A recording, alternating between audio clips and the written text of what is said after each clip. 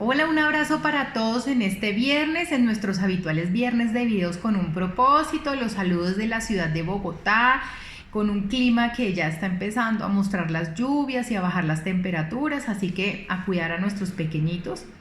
Soy la doctora Maritza Franco, pediatra y especialista en terapéuticas alternativas. Y hoy vamos a hacer un video un poco diferente, un poco más largo, porque quiero hablarles de un tema muy importante que es la permeabilidad intestinal.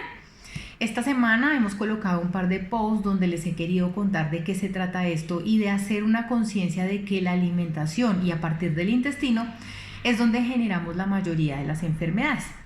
Y no solamente en los niños, sino básicamente en los adultos. Para empezar, quiero contarles que todo el intestino, incluyendo todo el tracto gastrointestinal desde la boca hasta el ano, están recubiertos por unas células que denominamos epitelio.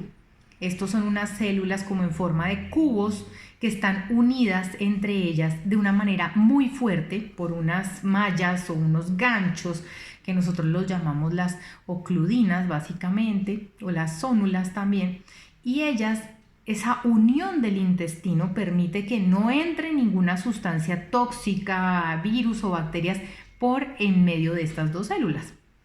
Pero las células intestinales sí tienen la capacidad de absorber nutrientes, de absorber electrolitos, vitaminas y demás que atraviesan por el interior de la célula y que son las que van a ayudar al adecuado funcionamiento del intestino. Y la competencia o la unión de esa barrera gastrointestinal es lo que hace que haya una buena salud, no solamente en el intestino, sino también en general. De esta barrera gastrointestinal o de estas uniones depende, como les digo, entonces no solo la salud intestinal, sino en general.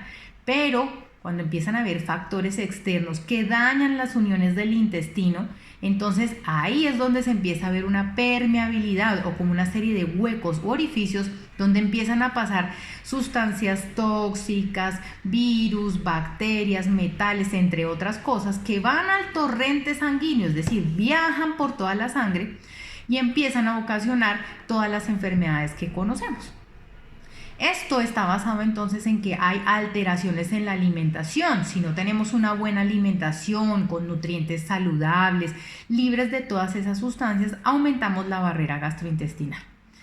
Lo que quiero llegar al final de esto es que muchos nos preguntamos, bueno, es que yo soy hipertenso de adulto, soy diabético o mi hijo adolescente tiene asma, o sea, ¿qué ha pasado? ¿Por qué tenemos todas esas enfermedades? Todas esas enfermedades, y sí, así es, derivan de la competencia, de la unión de una buena barrera gastrointestinal. Pareciera increíble que del intestino salieran todas las enfermedades, pero es real. En la medida que mi intestino se va deteriorando con el tiempo, en que yo no lo consienta, no lo cuide, no le dé una buena alimentación, no lo mantenga desinflamado o incluso no lo provea de probióticos o bacterias buenas, él se va a ir deteriorando y a partir de ahí es donde vamos a tener casi todas las enfermedades que conocemos.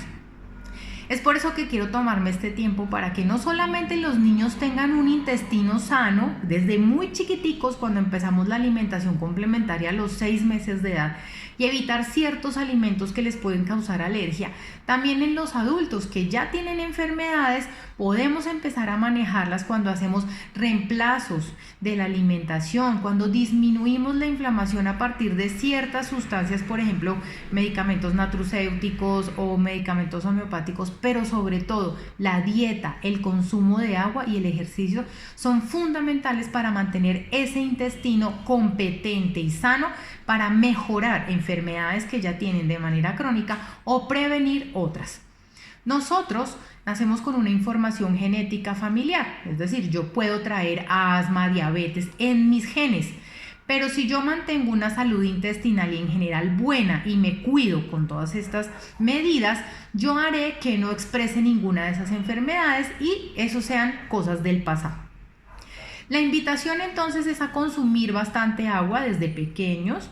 Hay unas tablas, si desean saberlas en cantidad de agua para cada grupo de edad, me escriben y se las contamos. Alimentos que contengan muchos nutrientes como los que están en las leguminosas, verduras, en las frutas, en los carbohidratos y demás. Y evitar, sobre todo, alimentos que contengan lácteos, azúcar añadida, grasas de alto peso, es decir, por ejemplo, los fritos y los aceites usados, y el gluten. El gluten es una de las cosas que daña mucho las uniones del intestino. El gluten es una proteína que está en el trigo, en la cebada y en el centeno. Así que con estas recomendaciones vamos a mantener una flora gastrointestinal adecuada y una competencia de la barrera o una unión en la barrera gastrointestinal fuerte que nos va a evitar llegar a todas esas enfermedades tanto en la infancia como crónicas en el adulto. Es un placer para mí poder transmitirles mis conocimientos, poder ayudarlos y mejorar su calidad de vida con esta información. Cualquier pregunta que tengan me pueden escribir al chat, al WhatsApp, que ya ustedes lo conocen.